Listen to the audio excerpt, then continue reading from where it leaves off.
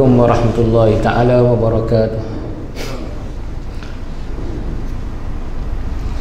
Alhamdulillahilladzi hadana lihadza wa ma kunna linahtadiya laula an hadana Allah. Asyhadu an la ilaha illallah wahdahu la syarika lah. Wa asyhadu anna sayyidana Muhammadan abduhu wa rasuluh. Wa safiyyuhu min khalqihi wa habibuh.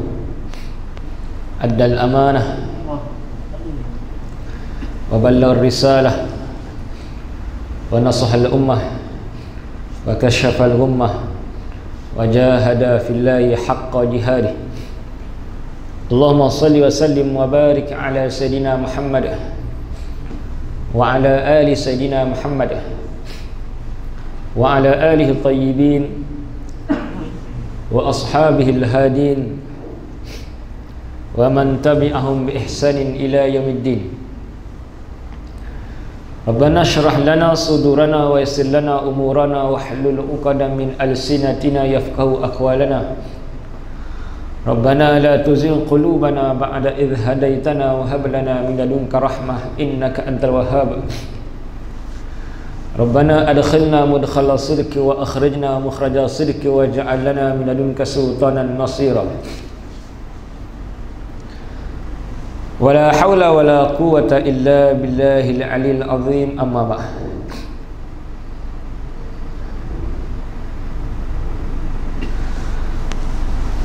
Yang dikasihi seluruh ahli jawatan kuasa Masjid Baitul Mahabbah, seluruh pegawai-pegawai masjid, Tuan Imam, Tuan Bilal, Tuan Siap, hadirin, hadirat tak ada?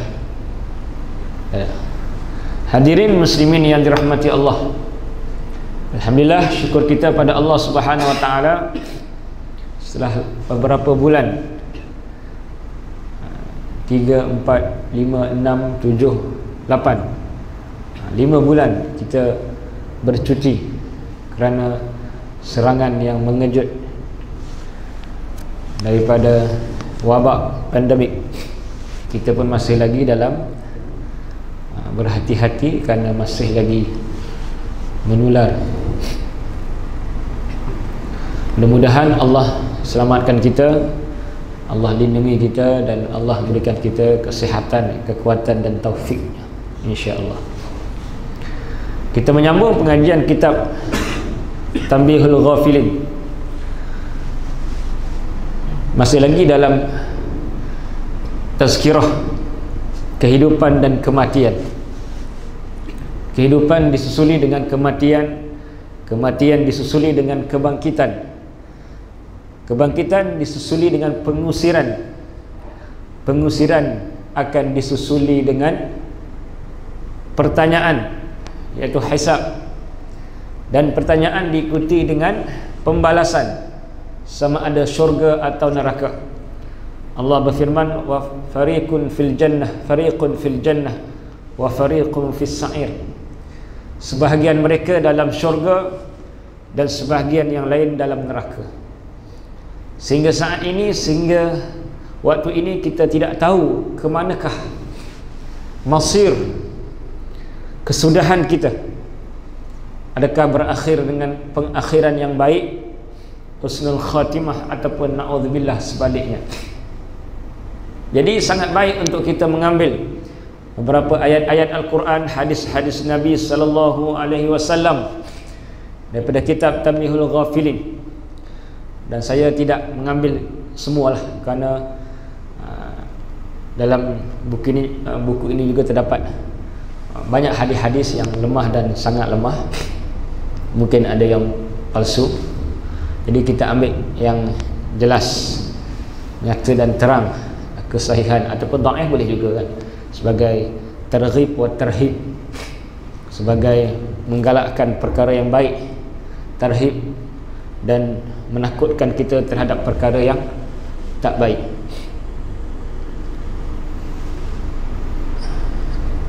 Ayat 125 surah Al-An'am, bila Nabi SAW membacanya, a'udzubillahi minasyaitonir rajim, Bismillahirrahmanirrahim. Faman yuridillahu an yahdiyahu yashrah sadrahu lil Islam.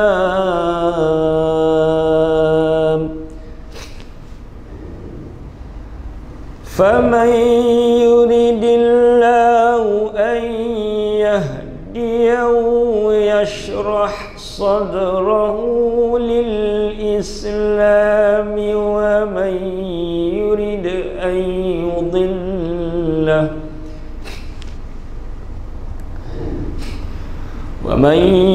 أَنْ يُضِلَّهُ يَجْعَلْ صَدْرَهُ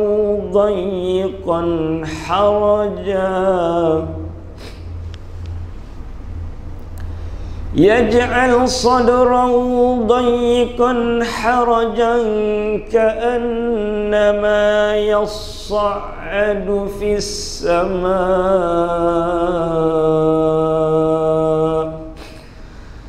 Sadaqallahul azim. Yang bermaksud, maka sesiapa yang Allah kendaki kepadanya hidayah, Allah nak bagi hidayah dekat dia, petunjuk dekat dia, yashrah sadrahu lil Islam, dadanya begitu mudah untuk terima Islam, nak beramal dengan Islam, menerima hukum-hukum syariat Islam, menerima segala perundangan dan juga fake Islam. Mudah dia nak terima, mudah dia nak buat, mudah dia nak amal, rasa terbuka dadanya. Wa man yurid an yudhillahu, dan sesiapa yang Allah kendaki untuk Allah sesatkan, yaj'al sadrahu dayiqan haraja, Allah jadikan dadanya sempit, haraja, sukar untuk bernafas, ka'annama yas'adu fis sama, seolah-olah dia naik ke langit. Ini juga di antara penemuan sains lah. Bila naik ke langit, Nabi tak pernah belajar sains, Allah yang ceritakan. Kita akan sukar bernafas bila naik, dan semakin naik dan semakin naik, semakin sukar untuk kita bernafas. Allah umpamakan orang-orang yang Allah sesatkan, tidak mahu menerima, alasan ini diberikan, alasan itu diberikan, macam-macam alasan. Kalau benda yang tak elok tu senang je nak terima, Allah akan jadikan dia sempit dadanya. Seperti mana? Sempit dada dan haraj, susah, sukar. Sukar ni umum, saya spesifikkan sukar nak bernafas, kerana Allah umpamakan orang yang nak naik ke langit. Ini satu di antara bukti menunjukkan Quran daripada Allah, bukan daripada Nabi Muhammad. Kita pun tak tahu kalau tak belajar sains dan sebagainya, tak mengalaminya sendiri, akan kekurangan oksigen dan akan sesak nafas bila kita semakin lama semakin naik ke atas. Inilah perumpamaan yang Allah berikan. Sama ada kita mudah nak terima amalan Islam bila kita belajar, ataupun sebaliknya, sukar nak beramal, susah nak kita melaksanakan perintah-perintahnya, sukar untuk kita meninggalkan larangan-larangannya, dengan alasan duniawi, dengan alasan nafsu, dengan godaan syaitan. Kemudian bila Nabi membacakan ayat ini, Nabi SAW bersabda, cahaya Islam jika masuk dalam hati, maka lapanglah dada. Lapanglah dada. Dan nur Islam masuk dalam hati seseorang, dadanya akan lapang, tenang, mudah nak beramal, mudah nak bangun tahajud, mudah nak berpuasa sunat, mudah nak berbuat baik dengan sahabat-sahabat, mudah nak melakukan amar ma'ruf dan nahi munkar, mudah untuk meninggalkan larangan-larangannya, mudah bila cahaya masuk dalam hati kita. Lalu ditanya, apakah ada tandanya? Sahabat tanya, ada tak tanda-tanda menunjukkan seseorang itu mendapat cahaya Islam dalam hatinya, dalam jiwanya? Nabi SAW menjawab, ya, menjauh dari tempat-tempat tipuan, dan cenderung kepada tempat-tempat yang kekal, dan bersiap-siap menghadapi maut sebelum tibanya. Tiga.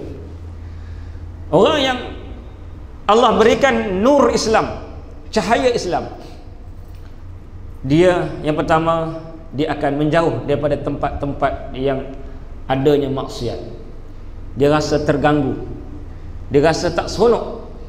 Kalau dia masih ada, dia rasa, dan dia akan buat, dia akan mencegah kemungkaran. Dia tidak akan berada di situ selama-lamanya ataupun terus bergelumang ataupun membiarkan kemaksiatan yang berlaku. Kerana ulama sebut ar-ridha bil maksiyah. Kita walaupun tak buat maksiat, tapi kita redha, kita bersekongkol sama, tak buat pun, tak minum arak pun, tapi kita bersama-sama dalam majlis yang haram tersebut, maka kita pun dianggap orang yang berdosa, bersekongkol dengan perbuatan maksiat tersebut. Jadi orang yang Allah berikan cahaya Islam ni, dia jauh daripada tempat-tempat lagha, tempat-tempat maksiat. Yang kedua, cenderung kepada tempat yang kekal, iaitu cenderung kepada tempat-tempat untuk beramal kepada hari yang kekal, iaitu hari akhirat. Kekal ni merujuk kepada hari akhirat, hari kebangkitan yang Allah sebut khalidina fiha, mereka kekal dalam syurga Allah Subhanahu wa taala, sama ada dalam neraka Allah na'udzubillah ataupun dalam syurganya. Dan apabila kita menerima cahaya Islam tadi, kita mudah pergi ke masjid. Itulah yang utamanya. Kerana Allah Subhanahu wa taala berfirman dalam hadis qudsi, inna buyuti fil ardi masajiduha, sesungguhnya rumah-rumahku di atas muka bumi, masajiduha, masjid-masjidnya, wa zuwaruha ummaruha, dan orang-orang yang selalu menziarahi masjid, mendatangi masjid dan surau adalah orang-orang yang mengimarahkan rumah Allah, yang mana Allah sebut dalam ayat 18 surah At-Taubah, innama ya'muru masajidallahi man amana billahi wal yawmil akhir wa aqama as-salata wa ata az-zakata wa lam yakhsha illa Allah fa'asa ulaika ay yakunu minal muhtadin. Yang bermaksud hanya saja orang-orang yang mengimarahkan rumah-rumah Allah, masjid-masjidnya, adalah orang-orang yang beriman kepada Allah dan juga beriman kepada hari akhirat, mendirikan salat, menunaikan zakat, dan hanya takut kepada Allah, tidak takut selain daripada Allah. Tapi jangan pula kita buat apa nak sembahyang renggang-renggang, tutup muka, kan Nabi tak bagi. Itu bukan takut selain daripada Allah, itu kewaspadaan. Nabi, Allah sebut dalam Quran, wa khudhu hidhrakum. Ini jelas ayat bila mana orang Islam berhadapan dengan orang non muslim yang memerangi zaman dulu, yang memerangi mereka, Allah turunkan ayat wa khudhu hidhrakum, dan ambillah kewaspadaan. Mana waspada bukan membabi buta, menganjing celik, tetapi ambil langkah-langkah keselamatan. Nabi pergi ke Gua Sur bila berhijrah ke Mekah, ke Madinah. Bukan kerana Nabi takut. Gua Sur tu bukan jalan ke Madinah, tapi itu langkah keselamatan. Macam kita buat, ada ustaz mempertikaikan kenapa kita nak sembahyang renggang, sedangkan Nabi suruh wahadhu bainal manakib, luruskan, rapatkan bahu-bahu kamu. Kenapa kita nak tutup muka sedangkan makruh menutup muka dalam solat? Itu asal apabila tiada apa-apa perkara-perkara yang mengganggu, perkara-perkara yang boleh menyebabkan wabak, pandemik dan sebagainya. Nabi pun sebutlah hadis, firra minal majzum firaraka minal asad, larilah kamu daripada orang yang berpenyakit kusta, penyakit kulit teruk. Dia sampai jatuh dia punya kulit dia, kalau dah sampai tahap yang teruk dia merebak. Kusta, orang Jawa panggil apa? Leprosi, orang Jawa panggil kan. Jauhilah daripada orang yang berpenyakit kusta.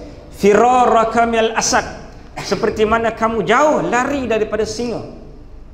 Jadi tak boleh kita kata, oh kau ni tak takut Allah lah, apa ni kan, mufti tak takut Allah, kita takut Allah je tak takut lah. Jadi tak payahlah ambil security dalam kenderaan, langgarlah lampu merah semua, ikut suka. Itu semua langkah keselamatan. Dalam rumah pun jangan kita biar pilih anak main cerik yang panas, takut Allah je, apa nak takut cerik, sudah, tak boleh pula macam tu. Ini orang Jawa kata apa, go block orang Jawa sebut kan, pergi blok. Jadi tuan-tuan dan puan-puan, ini ada orang yang cuba nak menimbulkan kekeliruan setelah fatwa-fatwa yang jelas. Bukan Malaysia sahaja yang mengeluarkan fatwa, Saudi yang berfahaman Salafi Wahabi, dan negara-negara Arab yang lain, dan mufti-mufti di negara-negara yang bukan Islam. Negara yang bukan Islam pun ada kat mufti-muftinya, mufti Australia, mufti Kanada dan sebagainya, bersepakat. Tak ada yang kata tak payah nak salam ke, nak peluk ke, nak apa semua boleh buat. Tidak, ini dipanggil wa khudhu hidrakum, jelas. Tapi ada guru-guru pendakwah-pendakwah yang tidak memahami keadaan, yang boleh merosakkan, boleh menimbulkan kekeliruan dan kesalahfahaman dalam diri masyarakat. Dan ada masyarakat yang percaya. Itulah kan, aku dah cakap apa kita nak jarak-jarak. Adapun double standard yang kita buat, kedai semua impit-impit, itu bukan dibenarkan, tapi tidak ada pelaksanaan. Semua tempat sama je dari segi undang-undang dan juga apa yang telah diputuskan oleh kerajaan. Cuma kita ni orang masjid, orang surau kan, orang yang baik-baik, yang mudah nak dengar cakap.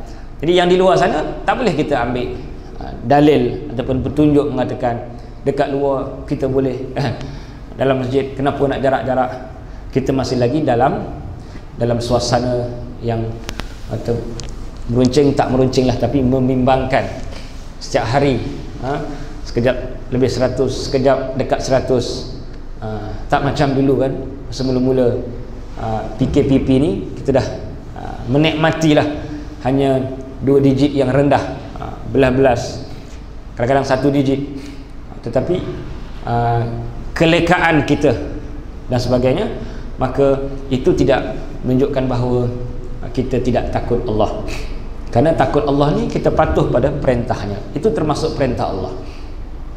Dan orang yang mengimarahkan masjid takut hanya pada Allah, dan merekalah orang-orang yang mendapat petunjuk daripada Allah Subhanahu wa taala.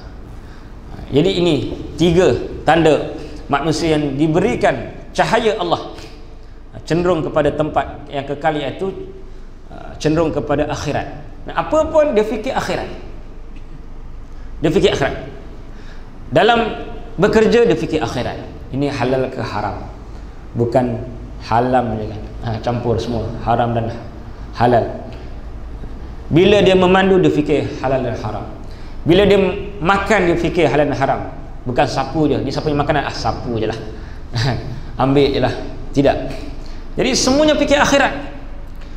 Dalam dia berkeluarga dia fikir akhirat, dia fikir tentang syurga dan neraka.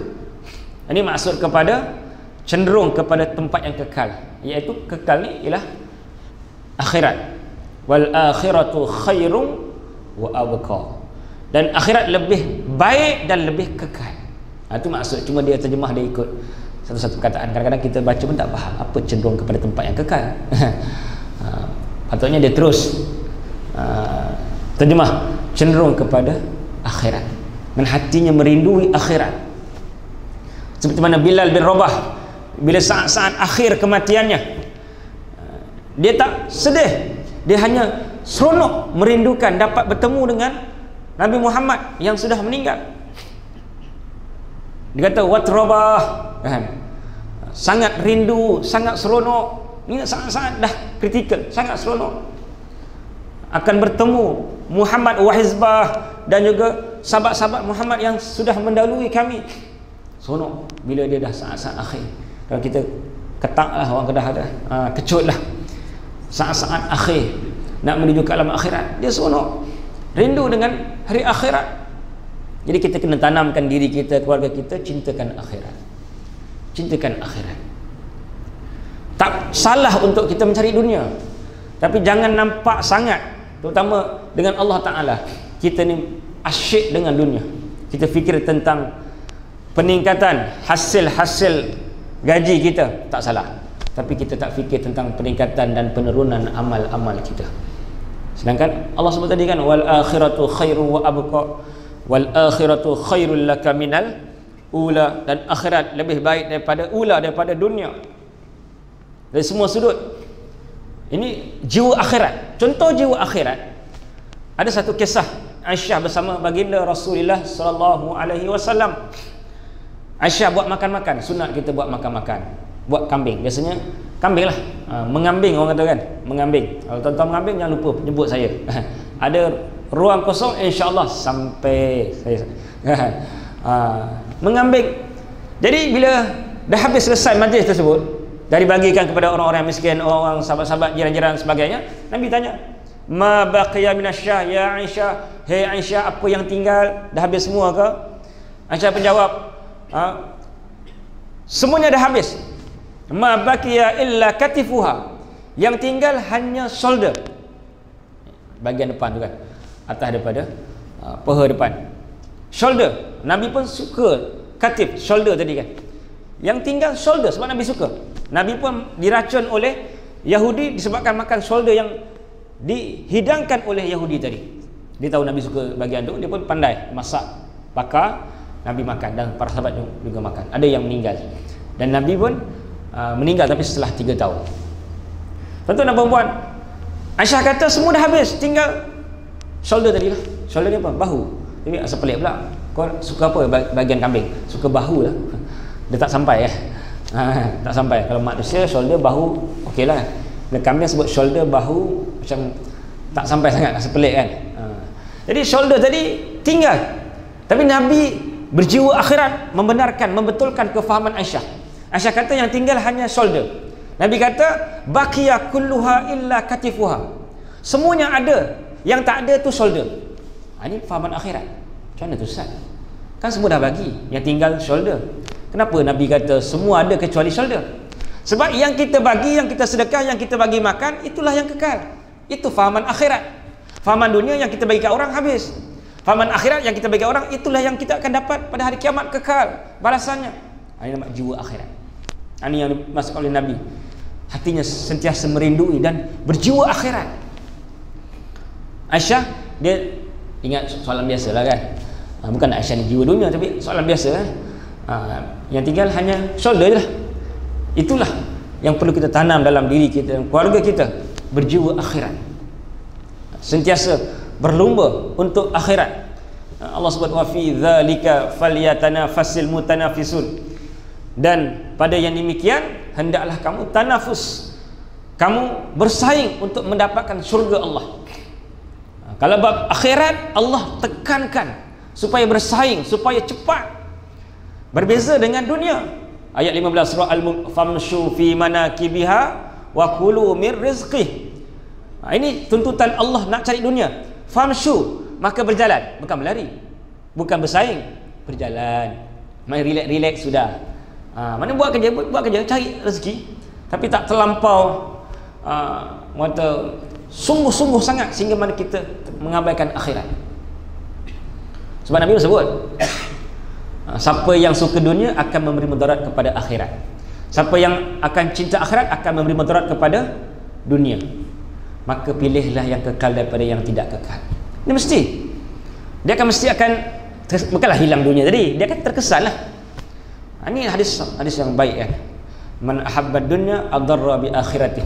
Siapa yang cinta dunia akan terkesan akhirat. Siapa yang cinta akhirat akan terkesan dunianya. Jadi pilihlah yang mana kita nak. Nak kekal ke nak yang tak kekal. Jadi yang kekal, apa yang kita berikan kepada Allah, masa kita, ilmu kita, ibadah kita, tahajud kita turun kepada masyarakat untuk Allah, bukan untuk manusia, untuk Allah Subhanahu Wa Taala. Dan yang ketiga disebut tanda bahawa ada nur, ada cahaya dalam hati kita adalah sentiasa buat persiapan, bersiap-siap menghadapi maut. Every single moment kita sentiasa ingat aku nak mati. Tapi bukan ingat je, ada juga orang ingat aku nak mati tapi duk saja kan, duk tak buat apa-apa persediaan. Sentiasa dia bersiap. Mana kita mesti dah ready untuk ke alam akhirat.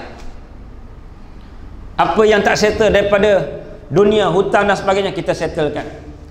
Apa yang tak settle daripada hutang kepada Allah, solat-solat tuan-tuan yang tinggal zaman dulu, ataupun solat-solat yang salah buat zaman dulu kerana tak ada ilmu ataupun jahil, kita qada balik. Kadang-kadang syaitan pandai menipu kita.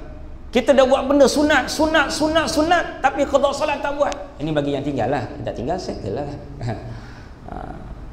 Syaitan pandai.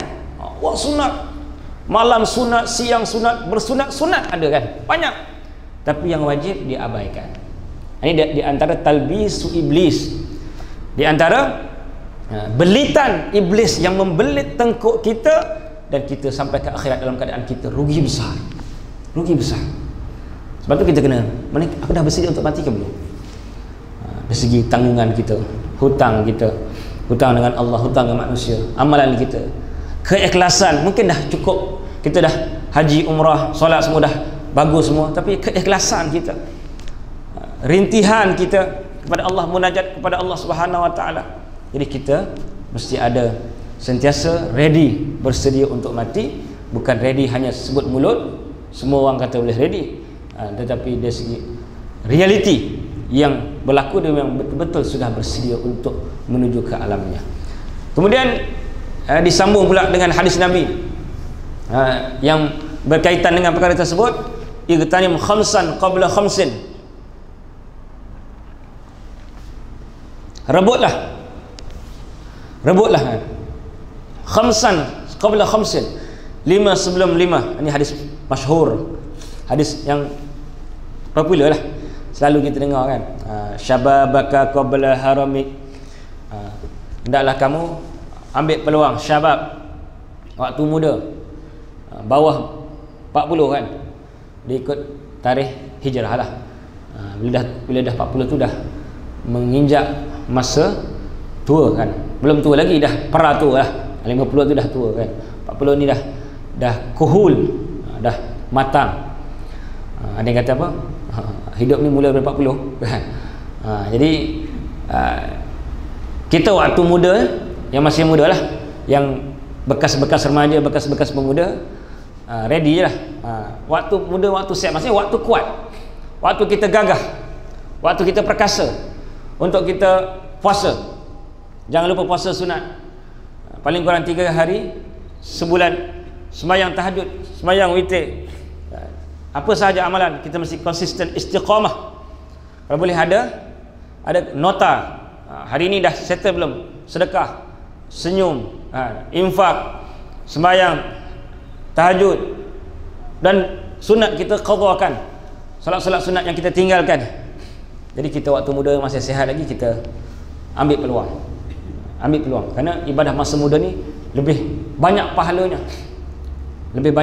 sebab tu Allah sebut, Nabi sebut hadis, golongan yang kedua yang Allah beri naungi, sab'atun yudhilluhumullahu fi dhillih yauma la dhilla illa dhilluh. 7 golongan yang Allah naungi mereka pada hari kiamat, hari yang tiada naungan, lindungan kecuali perlindungan dan naungan daripada Allah Subhanahu Wa Taala.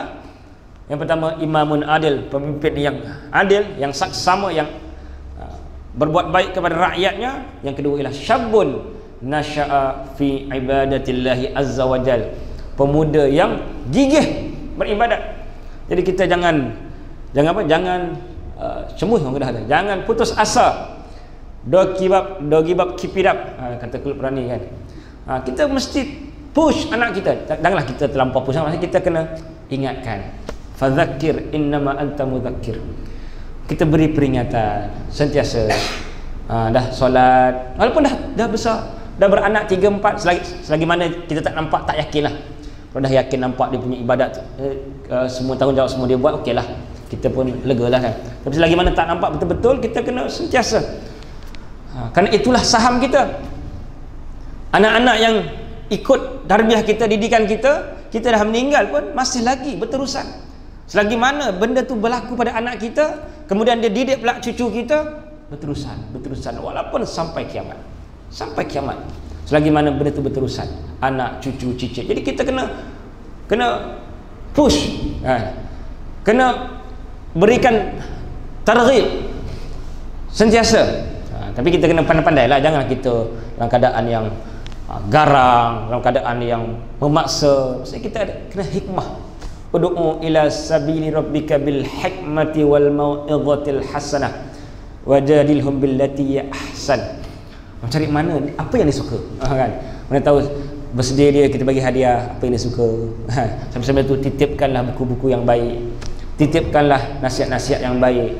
Jadi kita kena pandai. Jangan kita ni bagi nasihat tapi tak ada bagi benda yang dia suka. Habis tu Ustaz, kalau dia nak kahwin lagi, kita pandai-pandailah. Suka berbini. Ada orang suka berbini, ada juga. Tak salah kan? Benda baik kan? Cuma berani tak berani je kan? Jadi tengok apa minat dia. Kita jangan suruh tetapi kita tidak melihat kepada kecenderungan dia. Ini kebijaksanaan dalam berdakwah, terutama kepada warga kita sendiri.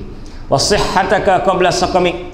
Masa kita sihat, masa kita cergah, kita boleh sampai ke gunung, kita boleh memandu sampai ke Perlis, sampai ke Krabi pun ada memandu. Tapi nak pergi bilik air pukul 3 pagi kita tak mampu.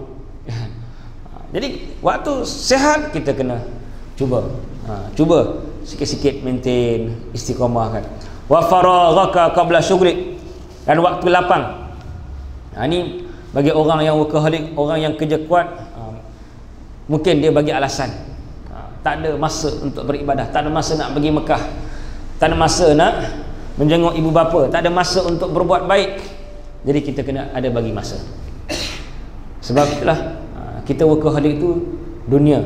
Itu juga satu kewajipan, tapi bila dah melampau dan mengambil hak-hak, Nabi membenarkan kata-kata Salman Al-Farisi, inna li badanika alaika haqqa. Badan pun kena ada hak nak sihat, bersenam, bersukan. Dan jangan makan banyak. Ini kan bersenam, bersukan buat, tapi lepas bersenam, bersukan, Masya Allah kan, roti kan, kawan saya kan, satu roti kahwin campur. Saya pun dengar benda roti kahwin campur tu. Lepas bersukan, Masya Allah kan. Jadi badan, mana kesihatan kena jaga kan? Dari segi makanan, dari segi apa saja, nasihat-nasihat daripada coach fitness, doktor-doktor dan sebagainya. Dan yang kedua, Salman menasihati kepada Abu Darda, badan ada hak kita kena jaga. Kena banyakkan melangkah, jalan kaki. Simple je kan, benda yang sangat baik untuk jantung kita, melangkah. Sebab tu Nabi galakkan Jumaat, jamaah melangkah. Kalau setakat duduk area-area ni, tak payah naik kereta malam motor, hujan tak apalah kan, melangkah je. Nabi pergi Quba 9.7 km setiap hari Sabtu. Nabi biasa berjalan kaki, kadang-kadang naik kenderaan 9.7 km. Kita 9 meter pun nak naik motor. Prank. Tak hujan, tak ada apa. Jadi banyak jalan kaki, sihat insya-Allah kan. Abang Azimir kita main bola kan dan sebagainya. Main bola lagi? Kita tak main dah. Main bola lagi. Masih lagi ya. Tak ada masalah, ikutlah. Dia masing-masing ada dia punya minat dia kan. Dia punya bola, dia minat. Ikutlah, yang penting benda tu keluar peluh lah, berjalan, berlari kan. Yang kedua, Salman sebut kepada Abu Darda yang dibenarkan. Nabi kata benar apa yang Salman sebut, maka ini juga dijadikan hadis sebab Nabi benarkan. Yang kedua, wa inna li ahlika alaika haqqan. Ini nasihat untuk orang workaholic lah ya, kerja kuat. Tuan-tuan saya tak nampak workaholic lah, tuan-tuan kuat ibadah kan. Untuk anak-anak kita kan, badan ada hak, keluarga juga ada hak. Ada hak kita bawa pergi makan luar sesekali, kita bawa berjalan-jalan. Tak dapat nak jauh-jauh pergi Maldives, pergi janda baik pun baik sangat kan. Jangan cari janda baik, sudah nak cari pun cari kalau nak kahwin betul-betul kan. Dah habis masa. Jadi yang ketiga, wa inna li ahlika wa inna li rabbika alaika haqqa. Badan kita ada hak, Allah akan tanya sejauh mana kita jaga. Ini amanah Allah, jaga badan kita sihat, kuat, badan tak terlampau besar sangat kan. Sebab Nabi pun batnuhu wa sadruhu sawa, dada dan perut Nabi sama rata. Kita kadang-kadang perut sama dengan hidung kan, atau lebih lagi PJK, perut jauh ke depan. Jadi kena dia punya cara ya, makan kena jaga, banyakkan jalan kaki. Kalau minat bersukan, alhamdulillah. Dan yang ketiga, jaga hak Tuhan. Ini kita sembahyang, puasa, mana kena seragam zikir kita, selawat, mesti dah dalam kita punya jadual kita setiap hari. Berapa selawat, berapa sedekah. Itu ada minimal. Kalau maksimal tak apa. Maksudnya kalau nak lebih tak apa. Minimal selawat berapa sehari. Sedekah berapa. Kita kena mesti, jangan kita buat apa yang kita nak buat tak boleh. Sebab kita mesti ada wirid. Kata ulama, man laisa lahu wirdun fa huwa kirdun. Siapa yang tak ada amalan yang tetap, yang dia memang mesti buat setiap hari, lebih tak apa, maka dia macam kera. Jadi kita jangan, sebab bila dia tak ada istiqamah, dia akan kurang dia punya power itu. Macam kereta lah, kita jaga dengan baik setiap tahun, bagi minyak semua kan hebat. Kalau kita ikut suka kadang. Jadi semua benda yang kita buat secara istiqamah, konsisten, insya-Allah akan meletup, benda akan jadi hebat di sisi Allah Subhanahu Wa Taala, insya-Allah. Kalau itu saja satu iklan lah. Sepenuh PKP ni saya ada buat pondok online lah. Ni baru try lah, tapi alhamdulillah berjaya lah, saya nampak berjaya, alhamdulillah. Siapa-siapa yang berminat boleh kita buat, ada 8 kitab. Semuanya guna Zoom cloud meeting. Antara yang join Datuk Dr. Filah Kamsah, Profesor Datuk Dr. Awang Syarian, pelakon pun ada, Ashraf Muslim, Muslimin, Muslimat, Ustaz-Ustaz pun ramai, PU Hafiz, PU Yub, Ustaz Halim Din pun join. Ustaz Halim Din, siapa tak kenal kan, orang Perak.